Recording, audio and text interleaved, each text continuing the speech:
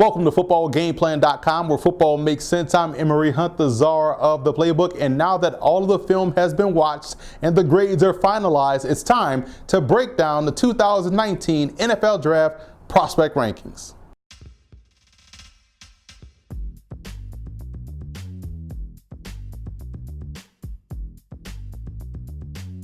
Before we dive into the prospect rankings video, let's take a look at how we go about grading these guys on film. For the skill positions, we take a look at a prospect's best and worst games statistically and the best matchup before we finalize his film grade. And from there, the player is assigned a grade on a 100-point scale. We don't believe in the term backup per se. If you're in the NFL, you're one of the best players at your position, so we consider you a starter in waiting, or at least that's how I would look at it if I'm a GM or a head coach. So without further ado, let's dive into the video with our number one graded prospect at the position.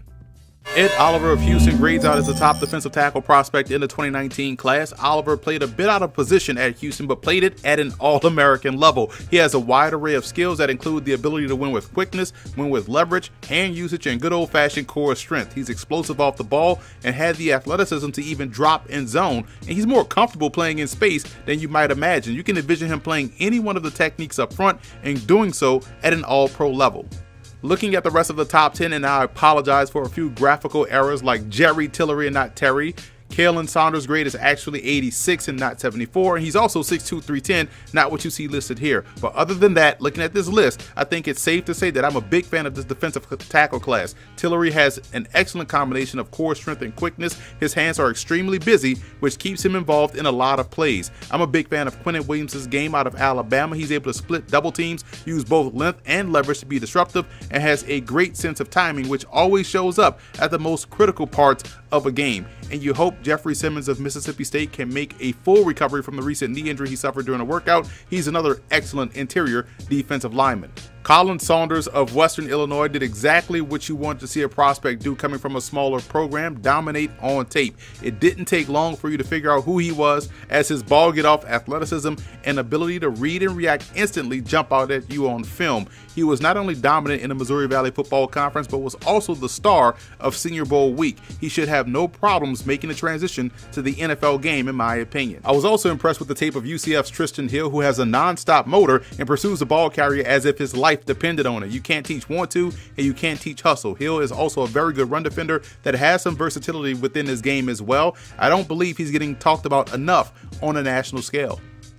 Moving on to prospects 11 through 20, and keep an eye out for Ronald Ollie of Nichols. The 6'1", 286-pounder has a natural leverage you look for and is a top-notch athlete at the position, in my opinion. Throughout the season, Nichols used him across the defensive line, and down at the College Gridiron Showcase back in January in Fort Worth, Texas, he showed good potential as someone that could even play the 5, the 6, or even the 7 technique. I think he's a big-time sleeper in this draft class. Renell Wren of Arizona State has one of the most explosive first steps in the class. He jumps into the chest of an offensive lineman, gains control, and just destroys your blocking scheme as a whole. Kenny Bigelow of West Virginia, Dalen Mack of Texas A&M, and Terry Beckner Jr. of Missouri all have very good athleticism that are also able to use that to win versus double teams. Byron Coward of Maryland finally started to put it together as a senior. The former 5-star recruit does a great job of staying alert and flowing to the football throughout the course of a game. Both Daniel Wise out of Kansas and Chris Nelson of Texas are a couple of Big 12 defensive linemen that are coming off of strong weeks at the East-West Shrine game. Small graphical error at the bottom of the screen with Connor Griffiths out of University of British Columbia. He's actually 6'3", 287, and his grade is actually 72. Here's why he's up there so high for me. He's versatile enough to play multiple spots up front. Back in Quebec City, Quebec last May up at the East-West Bowl, he proved to be a tough matchup one-on-one for the offensive lineman all week long. And at the College Gridiron Showcase this past January, with each passing rep in practice, he started to get himself up to speed with the American game and the consistency of the speed, strength, and athleticism, along with playing closer to the ball each and every day. Griffiths is a top CFL draft prospect as well and has the athleticism, in my opinion, to play well in both leagues. Michael Dogby of Temple has good all-around game. What I like most about what he brings to the table is that he doesn't stay blocked for long. Dogby disengages quickly, gets into the backfield, and causes disruption. He has a quick first step and uses his hands really well. Despite not having a combine invite, look for him to test really well at Temple's Pro Day, and his tape definitely will back up what those numbers will say. Here are prospects 21 through 30. Cortez Broughton was stellar down at the East-West Shrine game out of Cincinnati. Kevin Wilkins of Rutgers does a great job of holding the point of attack, not allowing an offensive lineman to climb to the second level with ease. Valdosta State's Issa Oluwapo Jaged is still a work in progress, in my opinion, from a leverage standpoint, but he's a very good athlete that could easily play the 5, the shade, the 7, or even a wide 9. He's very explosive off the ball and disruptive, and I like how disruptive San Jose State's Boogie Roberts is off the ball as well. Size is not a skill, and the squatty Roberts does a great job of winning with his natural leverage. Two small college guys I want to focus on for a minute, and we'll start with Sterling Shippey of Alcorn State. I love his quickness and athleticism. He could situationally be used as a defensive end or edge player in a pinch if you need him to. His technique is flawless in my opinion. Not overly surprised considering that he's an undersized defensive tackle, so having great technique is a non-negotiable thing. You better have that if you want to succeed on the inside as an undersized guy. I thought he played solid, consistent ball on tape and is a type of deep sleeper that'll surprise in training camp. And speaking of deep sleeper, Vince Charr of Widener, which is a Division III program right outside of Philadelphia, where Billy White Shoes Johnson once played his college ball, has one of the deepest sleepers in the class in my opinion. Charr was flat out dominant as a junior, earning All-American honors at Widener, dealing with some injuries this past season, a broken leg, I believe. Was still able to manage all conference honors by season's end. I saw him down at the FCS Bowl this past December, and he was able to both be disruptive and consistent against Division I talent. He's got good functional strength and definitely knows how to use his hands to win consistently, and I'm a big fan of his game. Moving right along to prospects 31 through 40, Tank Harris of North Dakota, Andrew Clyde of Richmond, and Isaiah Mack of Chattanooga are some FCS stars who consistently flash each and every week on film. And after watching his film, I came away believing that Arkansas's Armon Watts still has some upside left in his game. He's great at reading the play. You just want to see his reaction to it be a little bit more quicker. Kyle Phillips of Tennessee can also play strong side defensive end, quite honestly, in my opinion. And I know some guys may actually have him graded as a defensive end. I think he plays with good leverage, pursues the ball really well, and holds the point of attack just fine. While he may not be flashy, he's definitely productive and will be a solid pro. Getting close to wrapping up the defensive tackle rankings with prospects 41 through 50. A couple of guys that were excellent during the All-Star circuit were Zachary Cannon of Johnson C. Smith University, Zanes Smith of Stetson, and Khalil Morris of Kent State. Morris, to me, had one of the stronger weeks of work for a defensive lineman down at the College Gridiron Showcase. Eldrick Wilson of Mars Hill has some pass rushing ability on the interior, and two Jacksonville State Gamecocks get on the list in Connor Christian and Randy Robinson. I think Christian can see some time on the edge if need be. Linwood Banks of Grambling was another all-star game standout, showcasing some ability to play from the edge. I like to see him continue to work on his functional strength as he moves forward. He's good at reacting to the play and is also able to play with good technique. He's a developmental guy, in my opinion, that still has a lot of room to grow his game as a pro.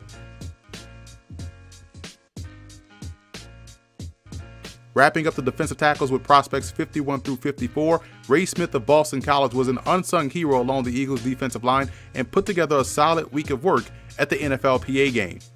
We now move on to the nose tackles, and Dexter Lawrence of Clemson grades out as the best one of the bunch. Point of attack strength, to me, is his best trait. It's a shame to see some of the things he's able to do to offensive linemen against their own will. Lawrence also has an excellent football IQ and splits double teams really well. He also plays with outstanding leverage, and I feel as though he carries that 350 pounds extremely well. So wherever he ends up playing as a pro, I think he's more than capable of handling any role up front. He's a guy that I want on my defense if I had a team because of how smart and how good of a football player he really is.